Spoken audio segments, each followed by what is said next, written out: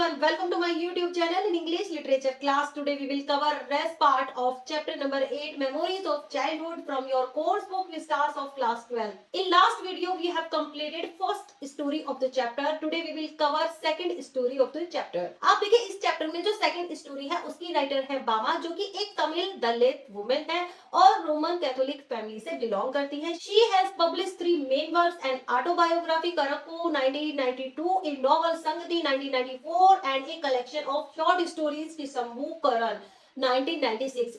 इनके ये 3 main works है और ये जो सेकंड स्टोरी आपके इस चैप्टर में दी गई है वो इनकी ऑटोबायोग्राफी से ली गई है, जिसका नाम है करकू. और करकू का मीनिंग होता है पामायरा लीव्स, खजूर के पेड़ की पत्तियां जो डबल एज स्वार्ड की तरह होती हैं, मीन्स दो धारी की तलवार की तरह लगती है. अब करकू एक तमिल वर्ड है. ये कहां से लिया गया है? इसमें करु जो वर्ड आता है जिसका मीनिंग होता है एम्ब्रियो.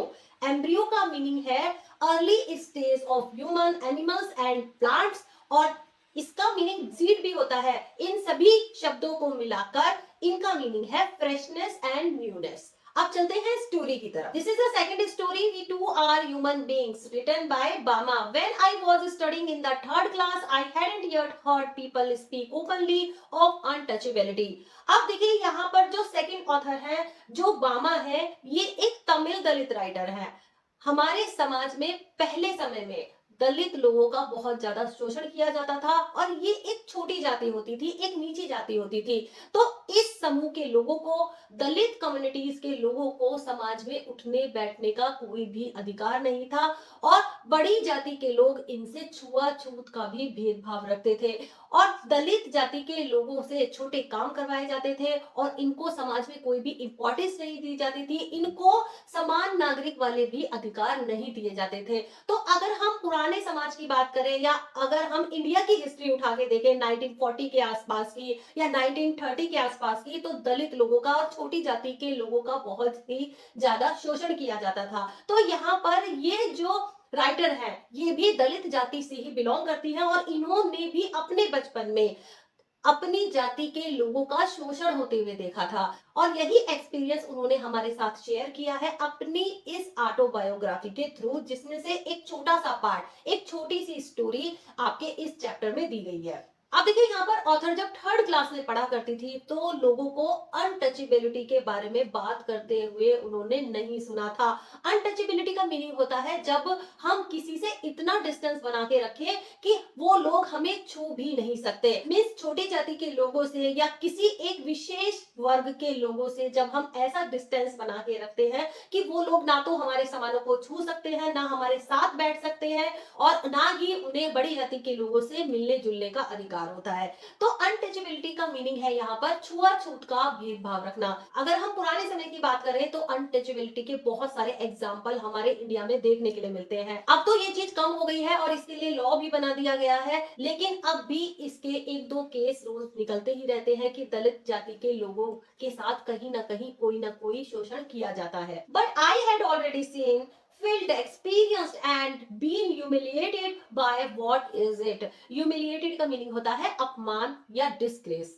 अब यहाँ पर ऑथर ने बचपन में ही ये चीज देखी, महसूस की, इसका अनुभव किया कि किस तरीके से दूसरे लोग उनका अपमान करते हैं. I was walking home from school one day and old bag hanging from my shoulder. अब यहाँ पर ऑथर बताती है कि एक बार वो स्कूल से घर आ रही थी और उन्होंने अपने शोल्डर पर बैग टांगा हुआ था. It was actually possible to walk the distance in 10 minutes. और मुश्किल से जो स्कूल से घर का जो डिस्टेंस था वो ओनली 10 मिनट्स का था. But usually it would take me 30 minutes at the very least to reach home. लेकिन ऑथर को घर पहुंचने में 30 मिनट्स लग जाया करते थे. अब देखिए ऑथर बता रही है जब वो थर्ड क्लास में थी और उनके शोल्डर पर बैग टंगा हुआ होता था तो स्कूल से घर का जो डिस्टेंस था वो ओनली 10 मिनट्स का था, लेकिन वो आते आते धीरे धीरे चलते चलते वो 30 मिनट्स उनको लग जाते थे और कभी कभी 30 मिनट से 1 आवर भी उनको लग जाता था. It would take me from half an hour to an hour to dawdle alone watching all the fun and games that were going on, all the entertaining novelties and oddities is the streets, the shops and the bazaar. Author को घर आने में कभी कभी half hour से भी ज्यादा हो जाता था, कभी कभी उनका हाफ आवर 1 आवर में बदल जाता था, क्योंकि वो आराम से बाजार में सारी चीजों को देखती हुई आती थी। डॉडल का मीनिंग होता है आराम से सुस्ती से चलना, और नॉवेल्टीज का मीनिंग होता है न्यू थिंग्स, नई चीजें, और ऑडिटीज का मीनिंग होता है डिफरेंट वैरायटी। अब देखिए ऑथर क्या करती थी, वो बाजार में जितनी भी न्यू थिंग्स की और डिफरेंट डिफरेंट वैरायटी के सामानों की जो शॉप्स हुआ करती थी बाजार में, उनको देखती हुई आती थी, और रास्ते में जितनी भी एंटरटेनिंग एक्टिविटीज हुआ करती थी, जितने भी फन होते थे, जितने भी गेम्स होते थे, और वो सभी चीजें जो स्ट्रीट में चल रही होती थी, वो उन सभी चीजों को देखती हुई घर आती थी। तो इसीलिए उनका हाफ आवर 1 आवर में बदल जाता था, और जो 10 मिनट्स का जो डिस्टेंस था वो कभी कभी 1 आवर में भी बदल जाता था। आप भी कभी कभी जब फेस्टिवल के टाइम में बाजार से घर आते होंगे, अपने स्कूल से घर आते होंगे, तो रास्ते में कितनी सारी शॉप्स लगी होती हैं, तो उन पर डिफरेंट डिफरेंट टाइप्स के आइटम रहते हैं, तो हम सभी उनको देखते हुए आते हैं। इसी तरीके से ऑथर भी अपने चाइल्डहुड में जब वो 3rd क्लास में थी, तो उनको स्कूल से घर आने में 1 आवर हो जाता था, क्योंकि वो रास्ते में सारे एंटरटेनिंग आइटम और सारी एंटरटेनिंग एक्टिविटीज को देखती हुई आती थी। अब देखिए ये जो एंटरटेनिंग एक्टिविटीज हुआ करती थी, ये सभी कौन सी थी? द परफॉर्मिंग मंकी, एक मंकी जो परफॉर्म करता हुआ होता था। The snake which the snake charmer kept in its box and displayed from time to time, एक स्नेक चार्मर, एक सपेरा जो अपने स्नेक को बॉक्स में से बार बार बाहर निकालता था, उसको डिस्प्ले करता था, फिर उसको बंद कर देता था। The cyclist who had not got off his bike for 3 days and who kept pedaling as hard as he could from break of day. अब एक साइकिलिस्ट जो 3 दिन से लगातार साइकिल चला रहा था, लगातार पैडलिंग कर रहा था, और जितना हार्ड वर्क वो कर सकता था, वो उतनी मेहनत कर रहा था। The rupee notes that were pinned onto his shirt to spur him on. spur का मीनिंग होता है किसी को इंस्पायर करना या एनकरेज करना। अब कुछ लोग क्या कर रहे थे, कुछ रुपीस को लेकर उसकी शर्ट पर पिन कर रहे थे। The spinning wheels, the Mariyatta temple, the huge bell hanging there. अब वहां पर कौन कौन सी चीजें थी जो इंटरटेनिंग थी? एक बड़ा सा झूला जिस पर लोग झूल रहे थे, मरियट्टा टेम्पल, और एक बड़ी सी बेल जो वहां पर टंगी हुई थी। The Pongal offerings being cooked in front of the temple, और पोंगल का जो प्रसाद था वो वहां पर टेम्पल के सामने तैयार किया जा रहा था। The dried fish stall by the statue of Gandhi, the sweet stall, the stall selling fried snacks and all the other shops next to each other. अब देखिए 1 by 1 वहां पर सभी स्टॉल्स लगे हुए थे, एक के बाद एक स्टॉल्स लगे हुए थे। कहीं पर ड्राइड फिश बिक रही थी, और कहीं पर स्वीट के स्टॉल लगे हुए थे, और कुछ लोग फ्राइड स्नैक्स बेच रहे थे, और ये सारी दुकानें एक के बाद एक वहां पर लगी हुई थी। The street light always demonstrating how it could change from blue to violet, और वहां पर जो स्ट्रीट लाइट थी वो किस तरीके से जल रही थी, वो ब्लू से वायलेट में बार बार चेंज हो रही थी। The Narikkuravan hunter gypsy with his wild glimmering cages selling needles, clay beads and instruments for cleaning out the ears. Narikkuravan hunter gypsy एक समूह के लोग होते हैं, एक बंजारे टाइप के लोग होते हैं जो वहां पर बैठे हुए थे, और एक लीमर को उन्होंने केज में बंद किया हुआ था, अपने साथ रखा हुआ था। लीमर का मीनिंग होता है एक लंगूर को, ठीक है। और वो क्या बेच रहे थे? निडल्स बेच रहे थे, और क्ले बीड्स, मिट्टी के बने हुए मोती बेच रहे थे, और कान को साफ करने के इंस्ट्रूमेंट्स बेच रहे थे। Oh, I could go on and on. Each thing would pull me to a standstill and not allow me to go any further. ओ, अब यहाँ पर कह रही है राइटर कि मैं चलती जा रही थी जितना मुझसे हो रहा था, और हर एक चीज इतनी इंटरटेनिंग थी, इतना मुझे अट्रैक्ट कर रही थी कि मैं आगे बढ़ ही नहीं पाती थी। At times people from various political parties would arrive, put up a stage and harangue us through their mics. अब रास्ते में कुछ लोग जो पॉलिटिकल पार्टी से बिलोंग करते थे, वो रास्ते में माइक से कुछ अपने भाषण देते रहते थे। हरेंग का मीनिंग होता है स्पीच या भाषण। कुछ लोग रास्ते में जो पॉलिटिकल पार्टी से बिलोंग करते थे, वो खड़े होके वहां पर भाषण देते रहते थे, और अपनी बातों को बढ़ा चढ़ा के बताते थे। Then there might be a street play or a puppet show or no magic, no miracle, stunt performance. और रास्ते में एक स्ट्रीट प्ले भी होता रहता था, और एक पपेट शो, वहां पर ना तो कोई मैजिक था, ना कोई मिरेकल होता था, बस स्टंट परफॉर्मेंस चलती रहती थी। All these would happen from time to time. और ये सारी चीजें देखिए टाइम टू टाइम चल रही थी, एक के बाद एक परफॉर्मेंस, एक के बाद एक परफॉर्मेंस। जैसे ही वो रास्ते में आगे बढ़ती जाती थी तो टाइम टू टाइम सारी चीजें वहां पर होती रहती थी। But almost certainly there would be some entertainment or other going on. लेकिन निश्चित रूप से ये जो सारे एंटरटेनमेंट थे ये वहां पर चलते रहते थे। Even otherwise there were the coffee clubs in the bazaar. इसके बावजूद बाजार में कुछ कॉफी क्लब्स भी थे। The way each waiter cooled the coffee, lifting a tumbler high up and pouring its contents into a tumbler hand in his other hand.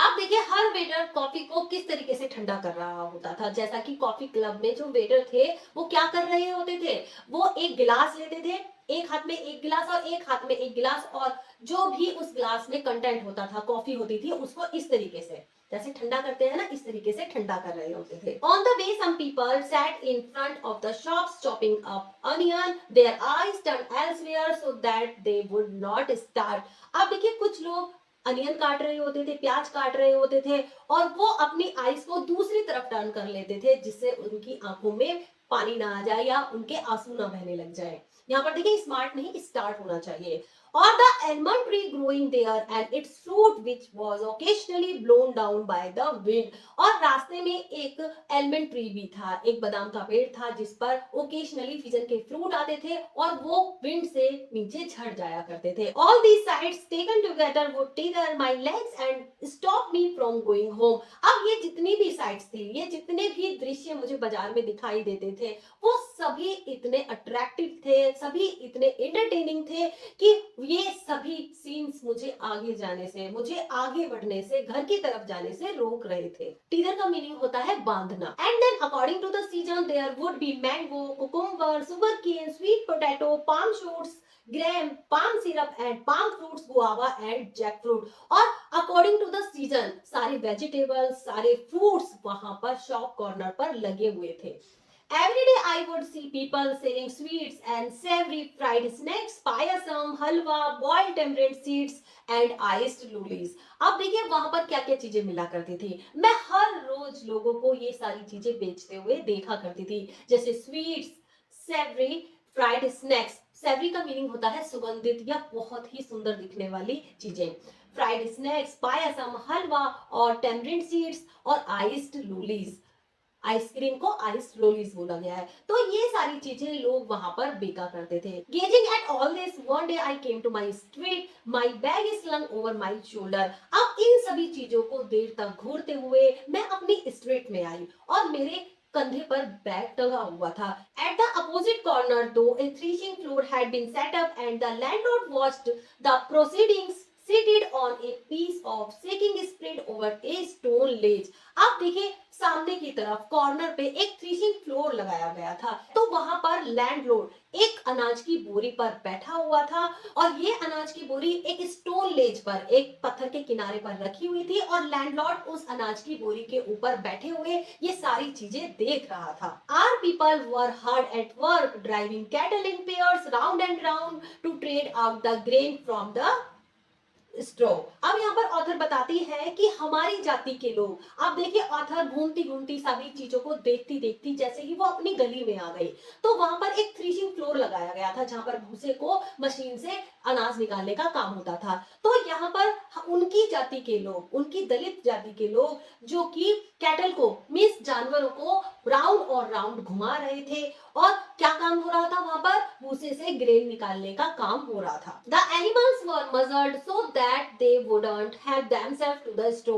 और animals के mouth को किसी चीज से, कैप से बांधा हुआ था। मजर्ड का मीनिंग होता है बांधना, किसी चीज से बांधा हुआ था जिससे जो वो स्ट्रॉ है, जो भूसा है, वो उनके मुंह में ना चला जाए। I stood for a while there watching the fun. और मैं ये सारी चीजें वहां पर एक फन की तरह देखती रही। Just then an elder of our street came along from the direction of the bazaar. तभी बाजार की तरफ से एक आदमी जो हमारी ही जाति से बिलोंग करता था, एक बड़ा आदमी आता हुआ दिखाई दिया। The manner in which he was walking along made me want to double up. Double up का मीनिंग होता है झुकना। अब यहाँ पर जिस तरीके से वो चल रहा था, ऑथर बताती है कि जिस वे में वो चल रहा था, झुक के जो चल रहा था, तो उसको देख के ऑथर को बहुत ज्यादा हंसी आ जाती है।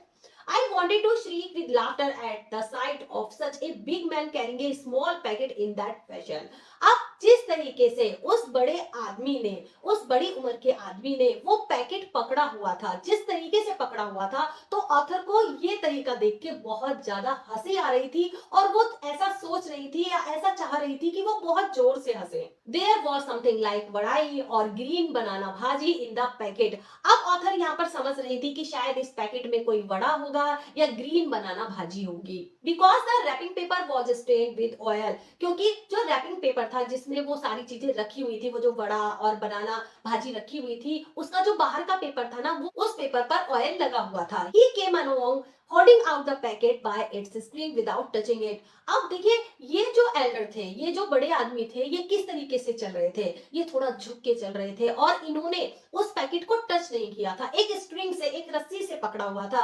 तो ये जो वे था ना पकड़ने का, ये ऑथर को कुछ समझ में नहीं आ रहा था, बल्कि उनको हंसी आ रही थी कि इस पैकेट को उन्होंने एक स्ट्रिंग से कैसे पकड़ रखा है. आप इस पिक्चर में देख सकते हैं. I stood there thinking to myself, if he hold it like that, won't the package come undone and the वड़ाइस fall out. अब ऑथर ने सोचा कि जिस तरीके से ये जो बड़े आदमी है, इन्होंने ये पैकेट पकड़ा हुआ है, तो मुश्किल से ये बिल्कुल छोटे से कॉर्नर से पकड़ा हुआ है, एक छोटी सी रस्सी से पकड़ा हुआ है, तो हो सकता है कि ये जो पैकेज है ये नीचे गिर जाए और ये सारी जो बनाना भाजी है और ये सारे बड़े हैं ये नीचे गिर जाए. The elder went straight up to the landlord, bowed low and extended the packet towards him, cupping the hand that held the string with his other hand. अब ये जो बड़ा आदमी था, ये सीधा लैंडलॉर्ड के पास जाता है और ये नीचे झुकता है और ये जो पैकेज उसने हाथ में लिया हुआ था, ये उस लैंडलॉर्ड को दे देता है. और किस तरीके से देता है? दोनों हाथ लगा के, दोनों हाथों से टच करके उसको ये पैकेट दे देता है. The landlord opened the parcel and began to eat the वड़ाइस. अब ये जो लैंडलॉर्ड था, ये जो जमींदार था, इसने उस पैकेट को खोला और बड़े खाने स्टार्ट कर दिए. After I had watched all this, at last I went home. My elder brother was there. अब इन सभी चीजों को देखते हुए रास्ते में जितने भी इंटरटेनमेंट हो रहे थे, जितने भी फन और जितने भी गेम्स हो रहे थे और जितनी भी एक्टिविटीज हो रही थी, इन सभी को देखकर जब वो घर पहुंचती हैं, तो उनके बड़े भाई वहां पर थे. I told him the story in all its comic detail.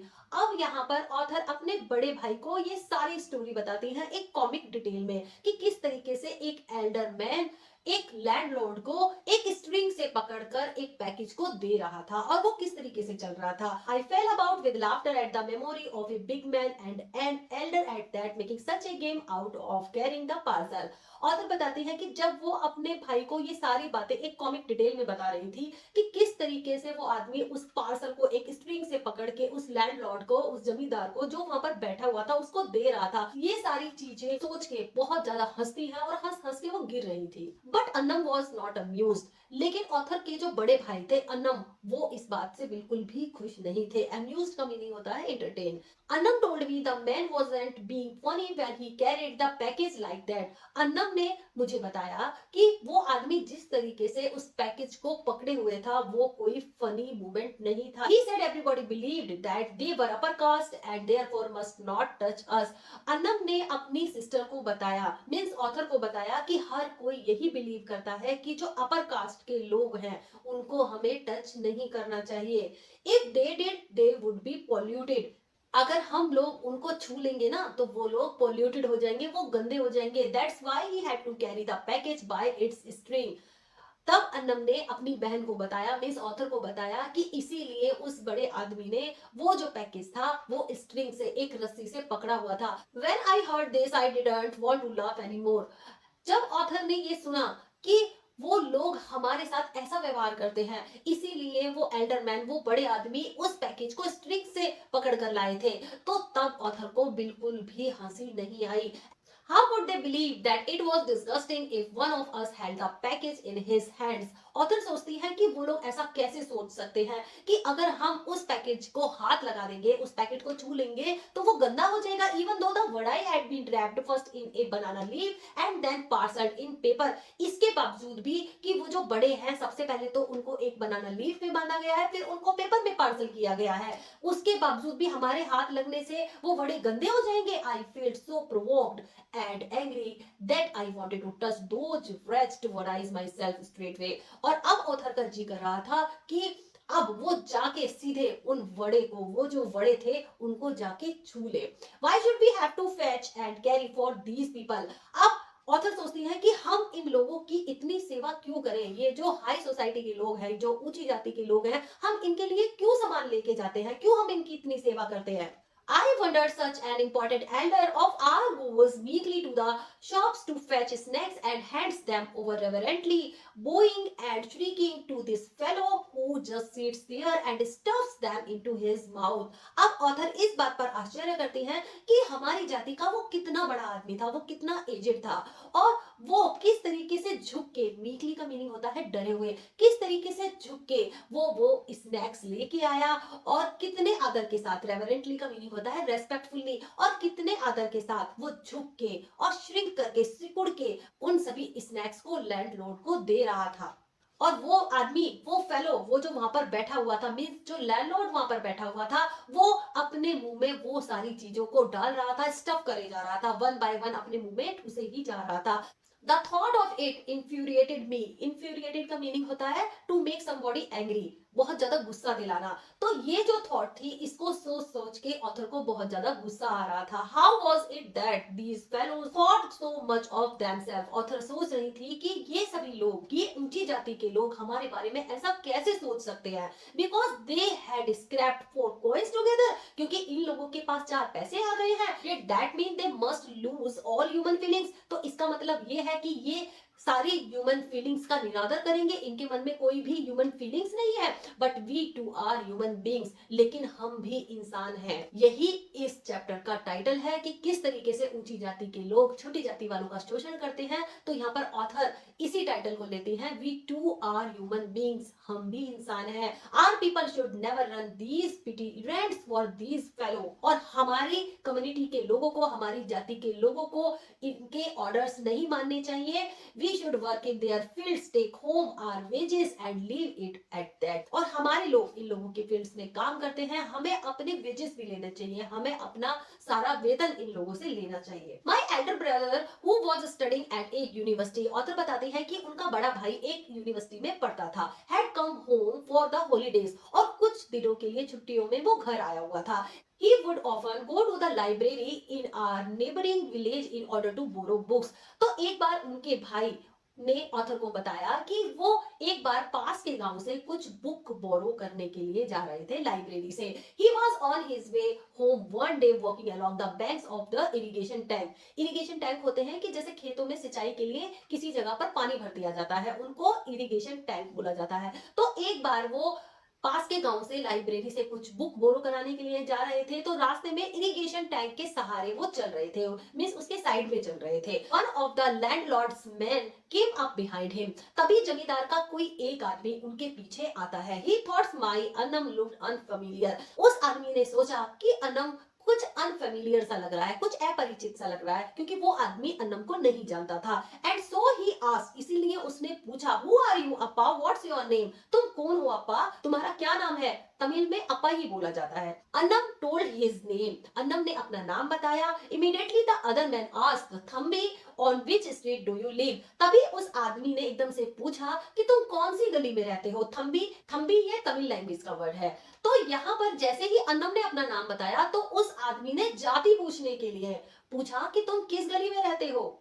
The point of this was that if he knew on which street we lived, he would know our caste too.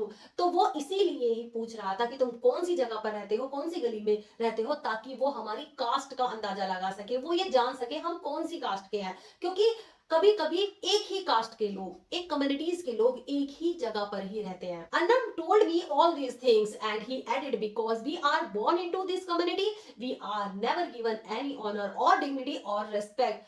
तब अन्नम ने ये सारी बातें ऑथर को बताई और उन्होंने अपनी कुछ और बातों को भी ऐड किया। उन्होंने बताया कि हमारा जन्म इस कम्युनिटी में हुआ है, लेकिन हमें अपना ऑनर, अपनी डिग्निटी, अपना सम्मान, अपनी रेस्पेक्ट, ये सभी चीजें नहीं छोड़नी है। We are stripped of all that, नहीं तो हमारा आदर, सम्मान, हमारा गर्व हमसे छीन लिया जाएगा। But if we study and make progress we can throw away these indignities, लेकिन अगर हम स्टडी करें, हम प्रोग्रेस करें, हम उन्नति करें, तो हम इन डिग्निटीज को अपनी जिंदगी से निकाल के फेंक सकते हैं। ये जो हमें बार बार अपमानित किया जाता है ना, इस चीज को हम अपनी जिंदगी से निकाल के फेंक सकते हैं अगर हम स्टडी करें, हम मेहनत करें और अपने जीवन का विकास करें, उन्नति करें। So study with care, learn all you can. If you are always ahead in your lessons, people will come to you of their own accord and attach themselves to you. Anam ने ऑथर को बताया कि अगर तुम study करोगी, अपनी पढ़ाई की चिंता करोगी, तुम सारी चीजों को सीखोगी जितना तुम कर सकती हो, तो हमेशा तुम अपने लेसन्स में आगे रहोगी। और अगर तुम स्कूल में भी सभी बच्चों से आगे रहोगी, तो सभी बच्चे तुमसे जुड़ने शुरू हो जाएंगे, सभी बच्चे तुम्हारे पास आया करेंगे। Work hard and learn. तुम खूब मेहनत करना और सीखना। The words that Annam spoke to me that day made a very deep impression on me. अब वो शब्द जब ऑथर ने सुने, तो इन शब्दों ने ऑथर के ऊपर एक डीप इंप्रेशन छोड़ दिया। And I studied hard with all my breath and being in a frenzy almost. Frenzy का मीनिंग होता है पैशन। अब यहाँ पर ऑथर बता रही हैं कि मैंने उसके बाद से बड़ी मेहनत से पढ़ाई की और अपने दिल से पढ़ाई की, जितना कि मैं कर सकती थी। और मैंने अब एक तरीके से पैशनेट हो गई, मैंने इस चीज में अपना पैशन बना लिया कि मुझे पढ़ना है और मैंने अपना पक्का इरादा कर लिया। As Annam had urged, I stood first in my class and because of that many people became my friends. जैसा कि अन्नम ने मुझे समझाया था, मैं अपनी क्लास में फर्स्ट आई, मैंने मेहनत की, मैं अपनी क्लास में फर्स्ट आई और इसी वजह से बहुत सारे लोग मेरे फ्रेंड बन गए। अब यहाँ पर देखिए, ऑथर के बड़े भाई ने ऑथर को ये चीज समझाई, क्योंकि ऑथर उनकी छोटी बहन थी, कि अगर तुम मेहनत करोगी, और ये जो हमारी जाति में जो एक भेदभाव है ना, इसको शिक्षा के द्वारा ही मिटाया जा सकता है। अगर तुम मेहनत करोगी और अपनी प्रोग्रेस करोगी ना, तो कोई भी तुमको छोटी जाति का नहीं समझेगा। इस इनडिग्निटीज को, इस अपमान को शिक्षा के द्वारा ही मिटाया जा सकता है। तो इस स्टोरी का मॉरल यही है कि शिक्षा एक ऐसा हथियार है जिससे आप हर लड़ाई जीत सकते हैं। इसके आगे कोई भी जाति का भेदभाव नहीं चलता। आप किसी भी जाति के हो, किसी भी रंग रूप के हो, कैसे भी दिखते हो, लेकिन अगर आप एजुकेटेड है और आप में आगे बढ़ने की इच्छा है, आप अपनी उन्नति कर सकते हैं, पढ़ लिख सकते हैं, आगे बढ़ सकते हैं ना, तो कोई भी चीज मैटर नहीं करती। और आप आगे बढ़े, शिक्षा लें, और शिक्षा से ही इस दुनिया की हर लड़ाई को जीता जा सकता है। अगर आपको इस चैप्टर की एक्सप्लेनेशन क्लियर हो रही है और ये वीडियोस आपको यूजफुल लग रही हैं, तो लाइक, शेयर और सब्सक्राइब करना ना भूलें। और अगर इस चैप्टर से रिलेटेड आप कोई भी क्वेश्चन मुझसे पूछना चाहते हैं, तो कमेंट बॉक्स में लिखिए। Take care and good bye.